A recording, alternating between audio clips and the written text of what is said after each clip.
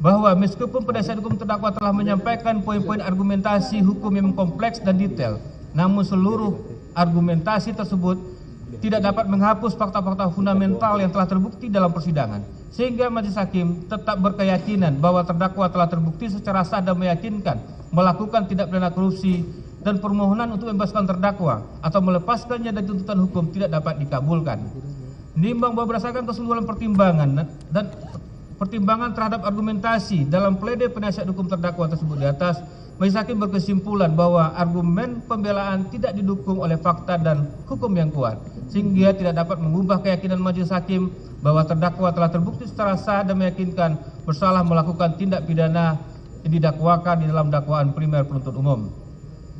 Menimbang bahwa memperhatikan ketentuan pasal 183 dan pasal 193 KUHP, oleh karena terdakwa terbukti secara sah dan meyakinkan bersalah melakukan tindak pidana korupsi, maka kepada terdakwa harus dijatuhi pidana yang adil setimpal perbuatannya yang dilakukannya sebagaimana yang disebutkan dalam putusan ini.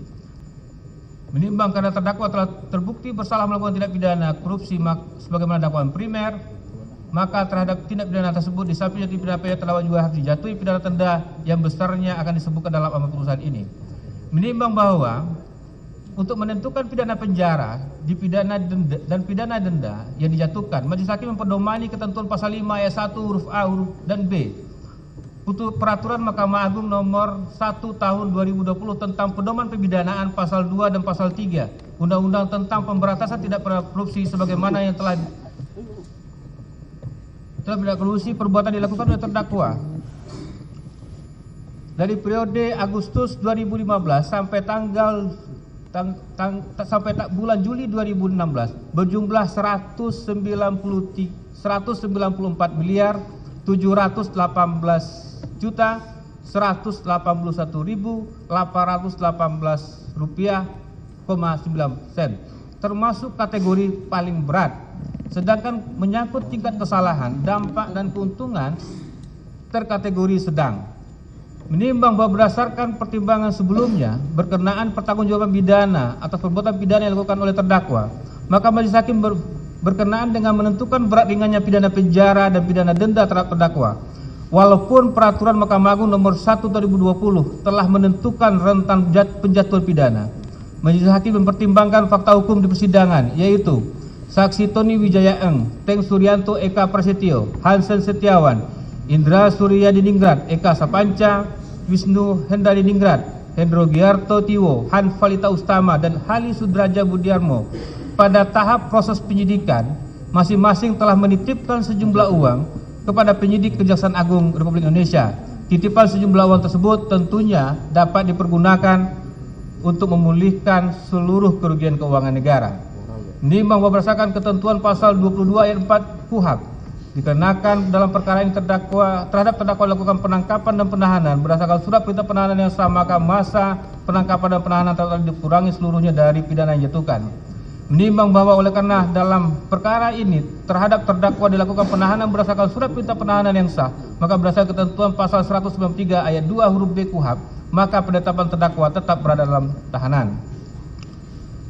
Menimbang bahwa terhadap barang bukti yang telah diajukan di persidangan berpedoman pada ketentuan pasal 39 ayat 1 dan pasal 46 ayat 2 Undang-Undang nomor 8 1981 tentang hukum acara pidana, majelis hakim telah mempertimbangkan terhadap seluruh barang bukti dimaksud untuk barang bukti dokumen nomor A sampai nomor QQQ dan barang bukti elektronik nomor A sampai dengan nomor W, seluruhnya dikembalikan kepada penuntut umum untuk dipergunakan dalam perkara lain atas nama terdakwa Tony Wijaya Eng.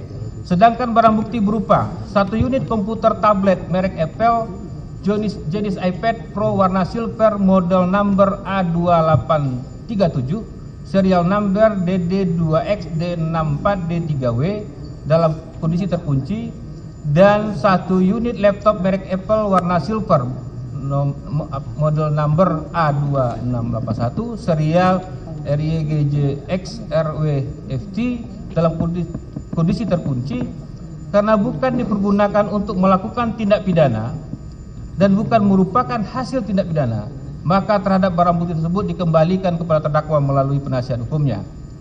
Menimbang bahwa majelis hakim dalam menjatuhkan hukuman atas terdakwa sesuai ketentuan pasal 191 97 ayat 1 huruf F KUHP dan pasal 15 ayat 2 Yunto pasal 5 ayat 1 huruf D Peraturan Mahkamah Agung nomor 1 2020 tentang pedoman pemidana nomor 2 pasal 2 dan pasal 3 Undang-Undang tentang pemberatan tindak pidana korupsi. Terlebih dahulu majelis hakim akan mempertimbangkan hal-hal yang memberatkan dan hal yang meringankan bagi diri terdakwa. Keadaan yang memberatkan. 1. Terdakwa saat menjadi Menteri Perdagangan, pemegang kekuasaan pemerintahan di bidang perdagangan,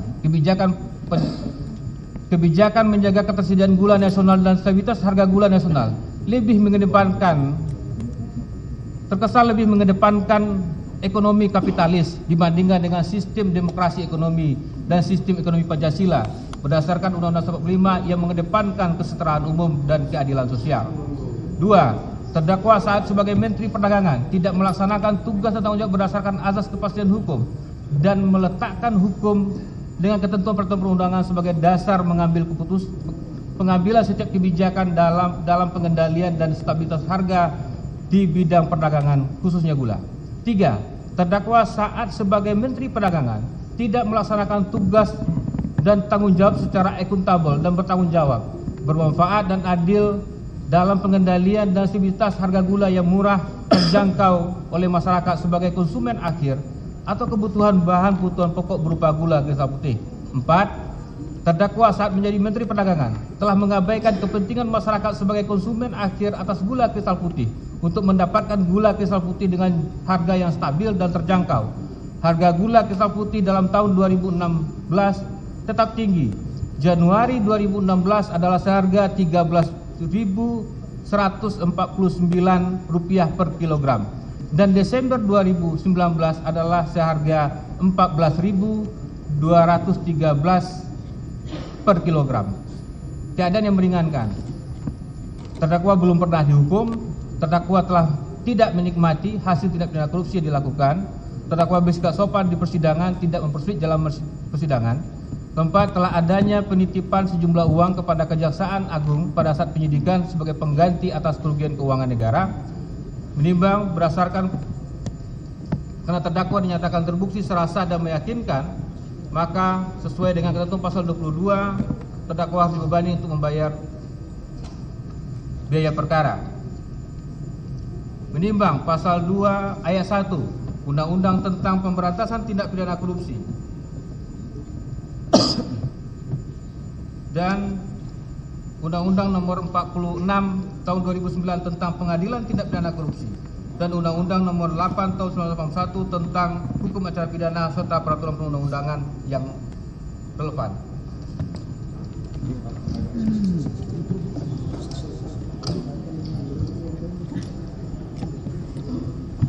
Kami lanjutkan. Mengadili. Duduk. 1.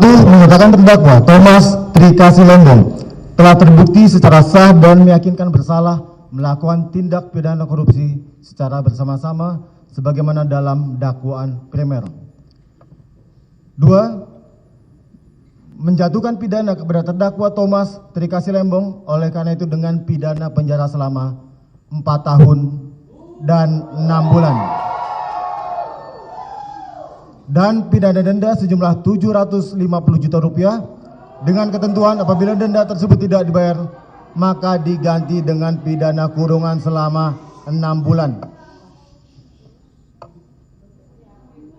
3. Menetapkan masa penangkapan dan penahanan yang telah dijalani oleh terdakwa dikurangkan seluruhnya dari pidana yang dijatuhkan tersebut.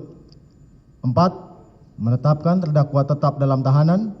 5. Menetapkan barang bukti terhadap barang bukti dokumen yang diberi tanda A1 berupa 1 bundel fotokopi surat Direktur Jenderal Industri Agro Kementerian Perindustrian perihal rekomendasi IP